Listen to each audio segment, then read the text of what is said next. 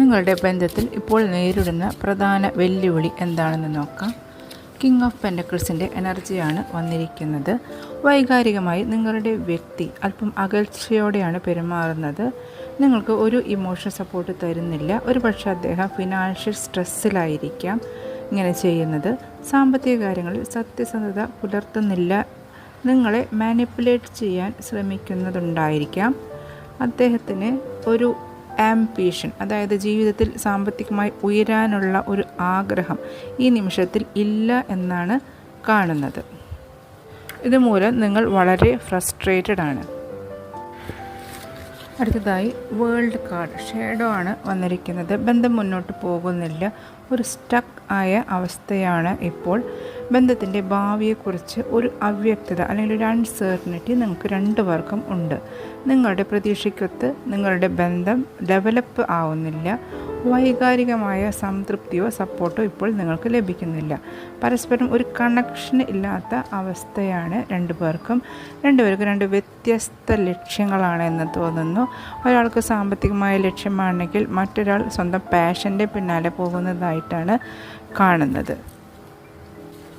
നിങ്ങളിപ്പോൾ ഏറ്റവും കൂടുതൽ ആഗ്രഹിക്കുന്നത് എന്താണെന്ന് വെച്ചാൽ 4 ഓഫ് വാൻസിൻ്റെ എനർജിയാണ്. നിങ്ങൾ ഒരു സന്തുലിതാവസ്ഥ ഈ ബന്ധത്തിൽ ആഗ്രഹിക്കുന്നു. ഒരു കുടുംബം കെട്ടിപ്പടുക്കാൻ, അതുപോലെ ആഘോഷിക്കാൻ ഒക്കെ നിങ്ങൾക്ക് ആഗ്രഹമുണ്ട്. പരസ്പരം വെഡ്ഡിങ് ആനിവേഴ്സറി, അതുപോലെ ബർത്ത്ഡേ, അങ്ങനത്തെ ആഘോഷങ്ങളൊക്കെ ആഘോഷിക്കണം നിങ്ങളുടെ മനസ്സിൻ്റെ അടിത്തട്ടിൽ നല്ല ആഗ്രഹമുണ്ട്. അതുപോലെ സമാധാനപൂർണ്ണമായ ഒരു ജീവിതം, അതിൽ ഒരു ഫാമിലി സ്റ്റാർട്ട് ചെയ്യാന്ന് വെച്ചാൽ പുതിയ വീട് പണിയുക, അല്ലെങ്കിൽ കുഞ്ഞിന് ജന്മം കൊടുക്കുക, മാരീഡ് ആണെങ്കിൽ അങ്ങനത്തെയൊക്കെ താല്പര്യങ്ങളാണ് നിങ്ങളുടെ മനസ്സിലിപ്പോൾ വളരെ സ്ട്രോങ് ആയിട്ടുള്ള ആഗ്രഹങ്ങൾ.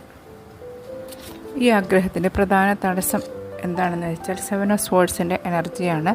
നിങ്ങളുടെ ബന്ധത്തിൽ ആരോ ഒരു പുറമേ നിന്നുള്ളൊരു എക്സ്റ്റേണൽ ഫോഴ്സ് പ്രവർത്തിക്കുന്നുണ്ട്.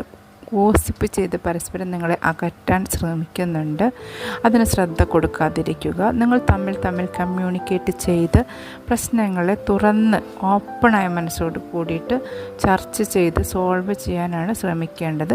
മറ്റുള്ളവർ ഇതിൻ്റെ ഇടയിൽ കിടന്ന് പ്രശ്നമുണ്ടാക്കാതിരിക്കാൻ പ്രത്യേകം ശ്രദ്ധിക്കണം.